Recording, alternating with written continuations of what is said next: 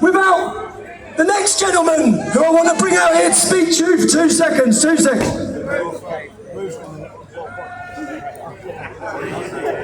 Let me introduce you to...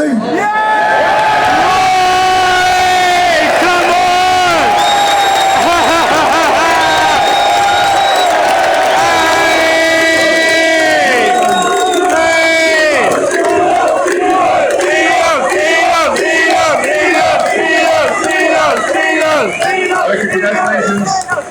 Congratulations, Tommy, on putting together an amazing event and really rallying the people.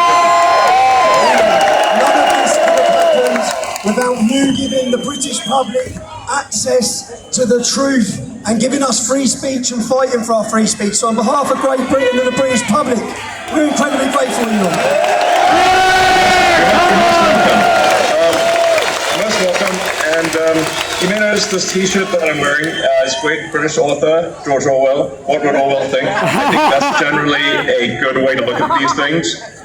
He would want freedom of speech. He would want the people to know what's real. He want the people to fight against government oppression and fight for the truth and fight for the future of Britain.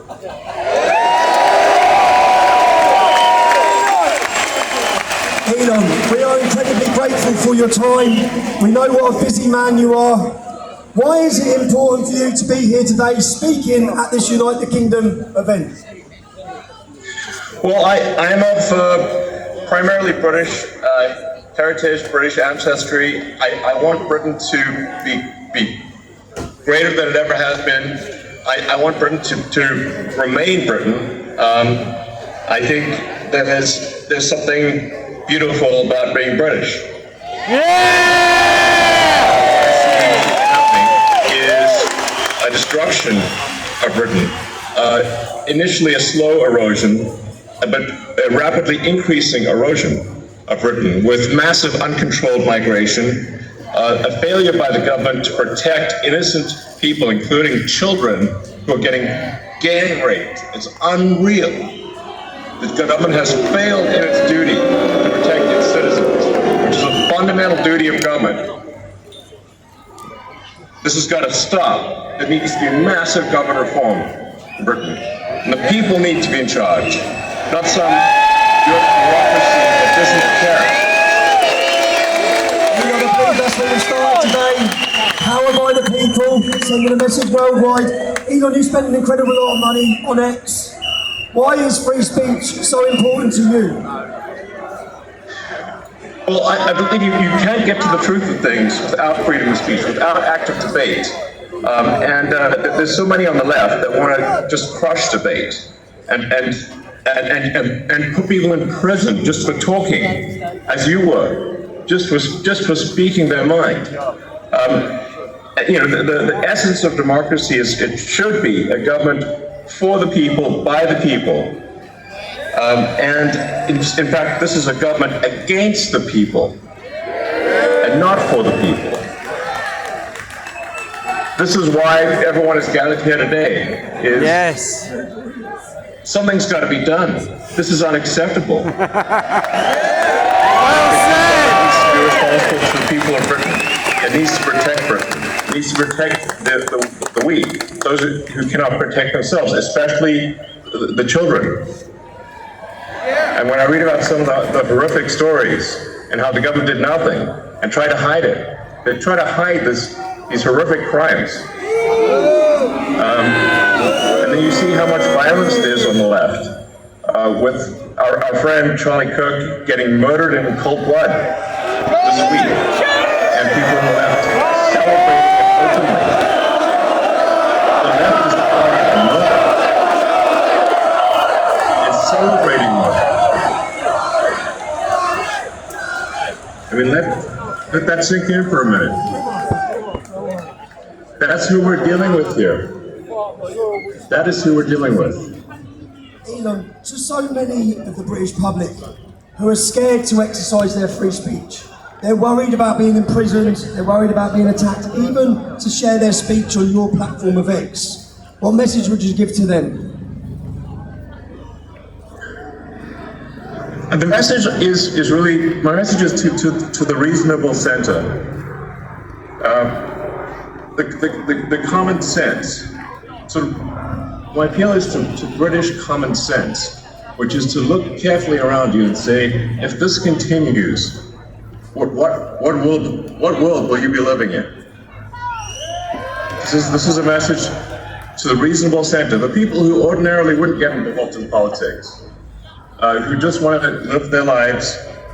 They're quiet. They just go about their business. My message is to them: if this continues, that violence is going to come to you. You will have no choice. You're in a fundamental situation here where whether you choose violence or not, violence is coming to you. You either fight back or you die. Yeah, come on! Freedom or death! That's right.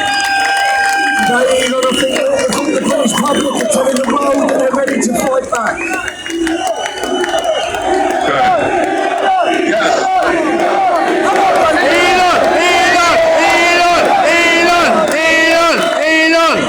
It inspired the nation. Elon, you've spoken a lot about woke culture, the woke mind virus, and how it damages innovation and freedom of thought. We know that DEI often sees people getting jobs when they definitely don't deserve them. Do you think this culture is holding back progress in the West? And what do you think needs to happen to reverse it? Yeah, I'm appealing to sort of common sense and fairness. I want to emphasize just common sense and fairness, which is that we should make our decisions based on merit, on how, if somebody is talented and hardworking, then that should be the only means of advancement. There should not be discrimination on the basis of sex or religion or any race or anything else. And what a lot of the woke stuff is, it's actually super racist, it's super sexist, and it's often it's anti-religion, but only anti-Christian. Like, why only anti-Christian? That's unfair.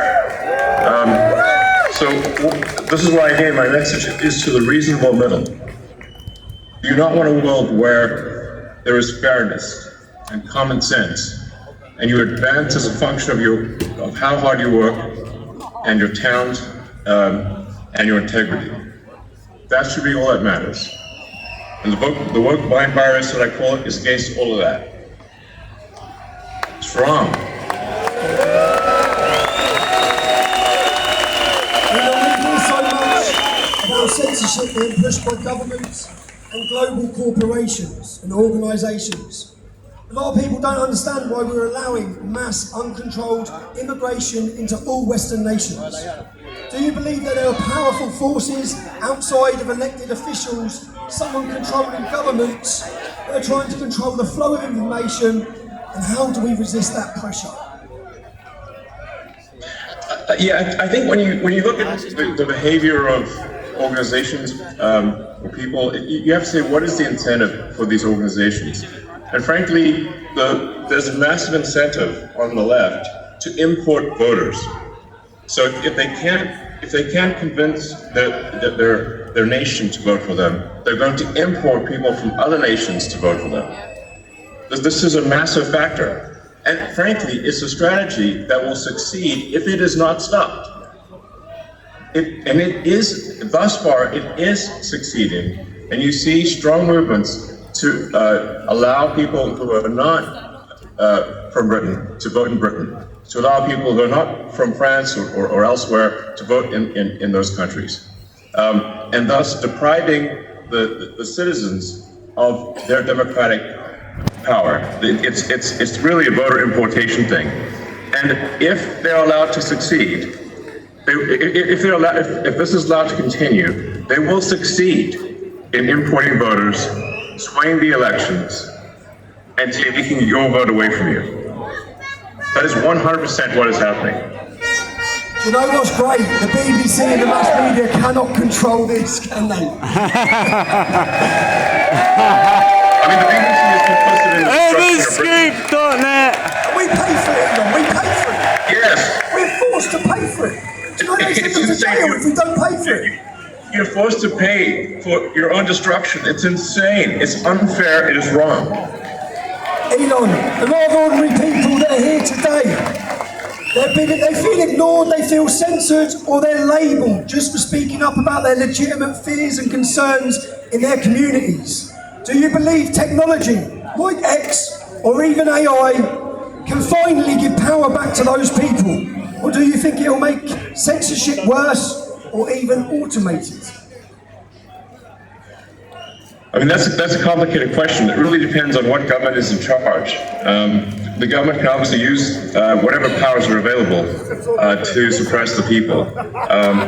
And so I think there's got to be a change of government in Britain. And you can't, we don't have another 4 years or whatever the next election is. It's too long. Something's got to be done. There's got to be a dissolution of Parliament and a new vote held.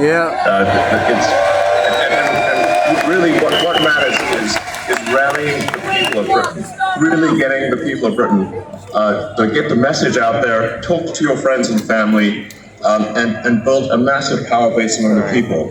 And like I said, you really got to appeal to the sort of average, just the normal people that just want to go about their business.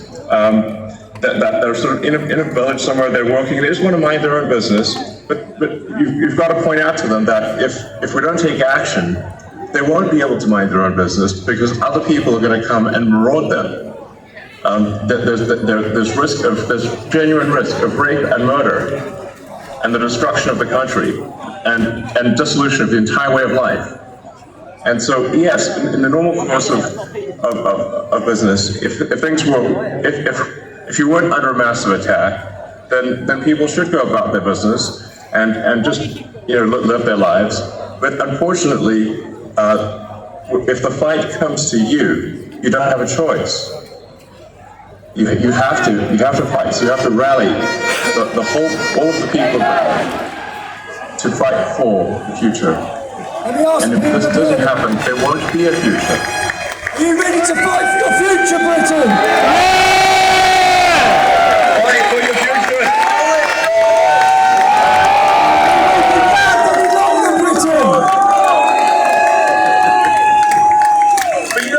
Tommy, you know what I mean.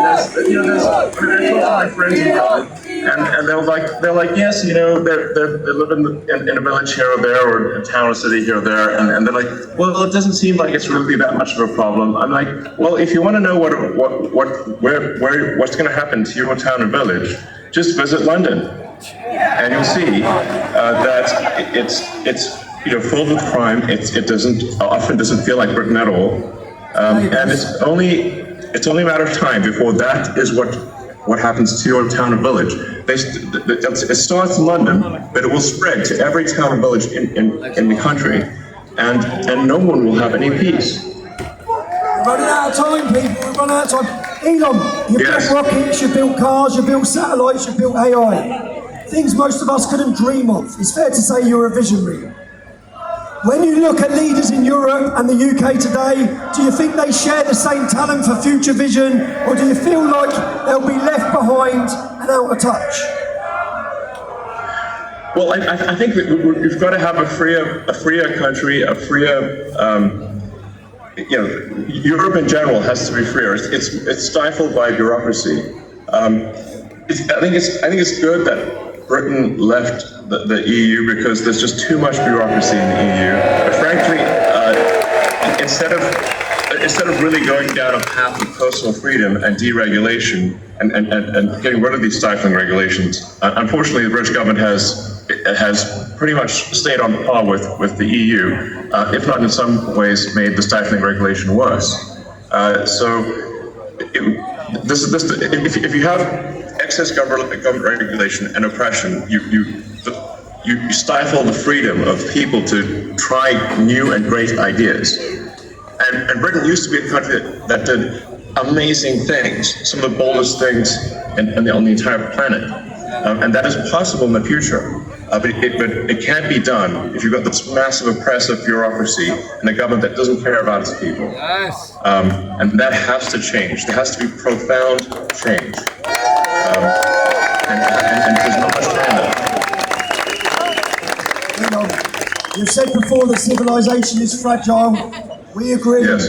It's precious. When you look at the West right now, every country in the West, with its wars, its divisions, its censorship, and its decline in trust in institutions, none of us trust them at all. None of the public trust them. For good reason. Are you optimistic or pessimistic about where we are heading? I think if the people of Britain take charge and actually ensure that there's a government that represents their interests and not a government that represents foreign interests, then I think Britain has a great future. And I think we can be optimistic. I think there's amazing things that are possible. If the technology that's coming is used in the right way, we can have an incredibly exciting future, one which is, sort of Star Trek made real. It's sort of like the exciting utopian sci-fi where we have spaceships and we've got robots and we've got incredible technologies that are really exciting. But we need to preserve civilization long enough for that to happen, and we need to go onward and upward. And we need to fight for such a future. Such a future is not inevitable. We have to fight for such a future. I think that many British people had lost hope, but after today's scene, have you got hope again, Britain? Britain is awake. Thanks to you, Elon. Thanks to your input. Can we just ask? Thanks to you, Tommy. Thank you, brother. Can we ask, what do you see as the future of the UK and Europe in your vision? Where are we heading? What's the future like for us? Well, I think there needs to be a future where the people take charge, where there's deregulation, a massive reduction in bureaucracy, and generally a new hope, where people look forward, wake up in the morning and look forward to the future. They're excited about what's going to happen next. To darkness or greatness. And that will be decided only in a matter of years.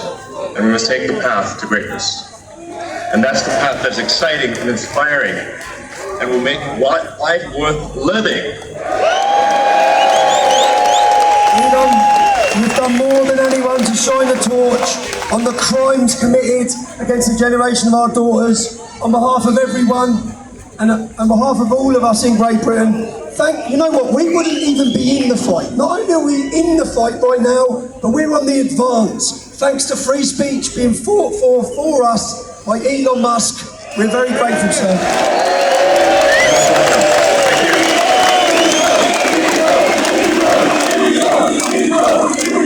I just interviewed Elon Musk. I love it. 2 seconds, I've got to find out where I was. Right.